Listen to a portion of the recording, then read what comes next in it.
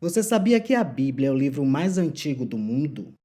A primeira parte dela, chamada de Antigo Testamento, remonta a pelo menos 2000 anos antes de Cristo. É também o livro mais vendido do mundo, superando em muito os últimos romances. Com 2,5 bilhões de cópias vendidas desde 1815, traduzido para mais de 2.200 idiomas e dialetos. Então, se você não teve tempo para prestar atenção na Bíblia, note, ela significa muito.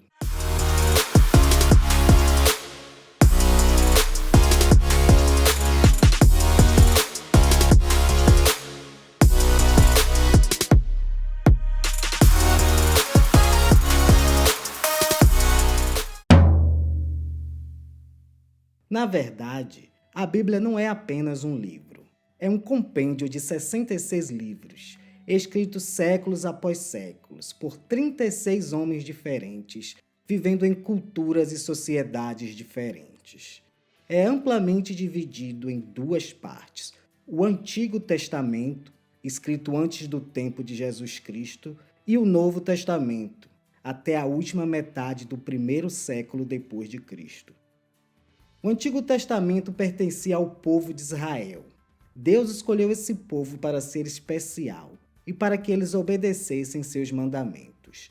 Infelizmente, eles não conseguiram fazer isso, e então ele fez uma nova promessa, que foi ampliada no tempo de Jesus para incluir os não-judeus como nós. No entanto, isso não significa que o Velho Testamento agora pode ser ignorado. Ele contém muitas lições e instruções valiosas que são universal em sua aplicação. E, de fato, o Novo Testamento está cheio de referências e alusões ao Velho Testamento. Então, como surgiu um livro tão antigo e ainda preservado e traduzido em tantas línguas? É uma história fascinante. Os livros do Velho Testamento foram originalmente escritos em hebraico, a língua do povo judeu. Como seu maior tesouro nacional, foram cuidadosamente copiados e ensinados aos filhos de geração em geração. As cópias hebraicas mais antigas dos livros do Antigo Testamento remontam ao tempo de Jesus. Eles eram traduzidos para o grego por volta do ano 300 a.C., numa versão conhecida como a Septuaginta. O Novo Testamento, por outro lado, foi escrito em grego.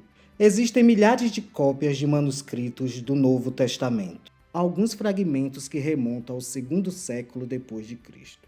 Os textos hebraico e grego foram traduzidos para o latim, a língua da Igreja Romana, por volta do ano 400 depois de Cristo, e depois em línguas europeias, como alemão e inglês, nos séculos 14 a 16. A distribuição da Bíblia foi grandemente auxiliada pela invenção da impressão. Muitos tentaram impedir a sua propagação, aqueles que queriam que apenas os padres pudessem ler a Bíblia. Mas ela pode ser encontrada em todos os países do mundo hoje. Além de sua antiguidade, há algo mais que torna a Bíblia um livro único. Nela contém nada menos que a revelação do Criador para as pessoas que ele criou.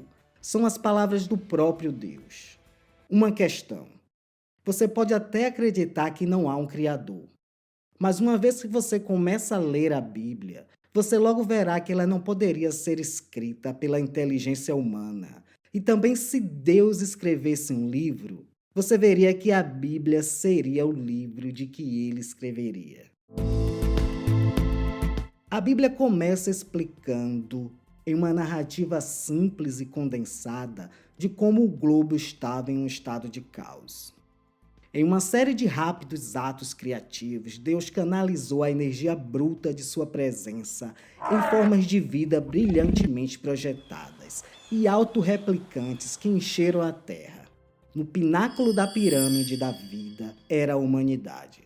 Adão, o primeiro homem, teve a capacidade de respeitar e amar Deus e alcançar sua perfeição. Colocado em um mundo delicioso, ele foi deixado para escolher, seja para obedecer e honrar a Deus ou para seguir seus próprios desejos. Infelizmente, ele e sua esposa escolheram desobedecer e se viram excluídos da íntima comunhão com Deus. No entanto, sobre esse triste dia de julgamento, Um Deus misericordioso os deixou com a esperança de que um dia seu paraíso poderia ser recuperado. Isso seria possível através do amor sacrificial de um descendente de Eva.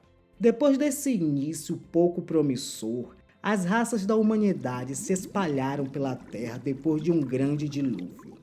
A narrativa centra-se na família de um grande crente chamado Abraão, o pai dos judeus e dos árabes. A biografia deste homem notável ocupa grande parte do primeiro livro da Bíblia, sendo sua característica marcante uma confiança inabalável em Deus através de algumas severas provas. Seus descendentes, através de seu filho Isaque, tornou-se a nação de Israel, libertada da escravidão no Egito por Moisés, um povo que estava comprometido em guardar os mandamentos de Deus. A jornada épica para a terra prometida e a lei que Deus deu aos israelitas para garantir sua paz e prosperidade ocupam os próximos 4 livros: Levítico, Números, Deuteronômio e Josué. Juízes e Reis vêm a seguir. Narrativa não seca, mas temperada com os comentários do próprio Deus sobre seus fracassos e triunfos, para que pudéssemos aprender com um exemplo deles. Há livros de poesia também, como os Salmos, e condensados de sabedoria, como nos Provérbios e Eclesiastes. Infelizmente, como Adão, os israelitas falharam em viver a sua promessa inicial.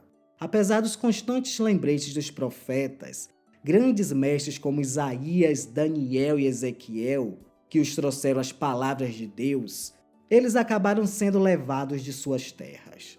Mas Deus prometeu que no futuro distante, ele os restauraria em sua terra e lhes daria um rei imortal que governaria de Jerusalém e que iria trazer justiça e paz à terra.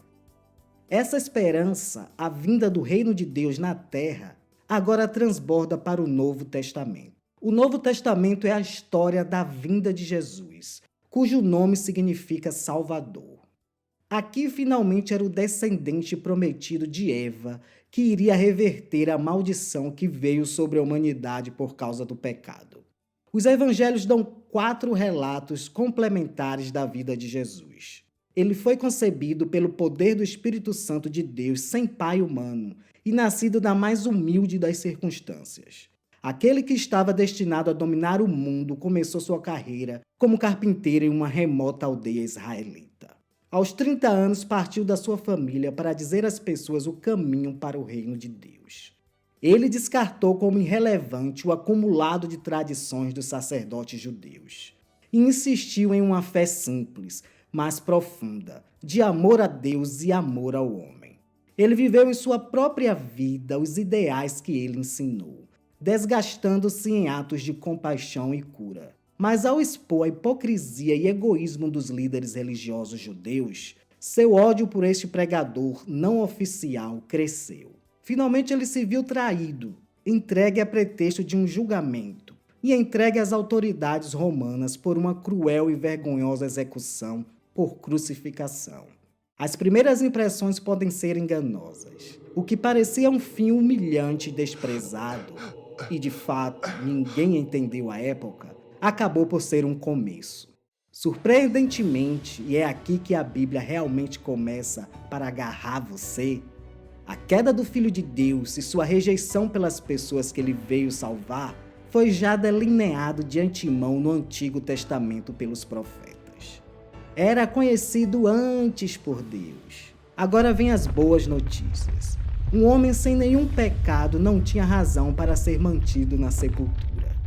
A justiça exigia sua ressurreição para uma nova vida, recompensada agora pela natureza imortal que pertence ao próprio Deus. Jesus saiu do túmulo, ele venceu a morte. E embora sejamos verdadeiros pecadores, se crermos nele, Deus está preparado para nos contar como parte dele, o corpo do qual ele é a cabeça. Assim também nós, através da misericórdia de Deus, podemos esperar a vida eterna. A pregação dessas boas novas pelos seguidores de Jesus ocupa o resto do Novo Testamento. Os Atos dos Apóstolos esboçam há anos heróicos em que o evangelho foi levado de Jerusalém para o Império Romano, a princípio para judeus e depois aos de outras raças. As cartas aplicam os princípios ensinados por Jesus à prática de situações. O Apocalipse, o último grande livro da Bíblia, esboça como os profetas do Antigo Testamento também fez, os eventos mundiais que levariam à segunda vinda de Jesus. Termina com uma bela imagem dos fiéis seguidores de Jesus, caminhando para a árvore da vida no jardim do qual Adão foi expulso, restaurados à comunhão com Deus por meio do sacrifício de seu filho.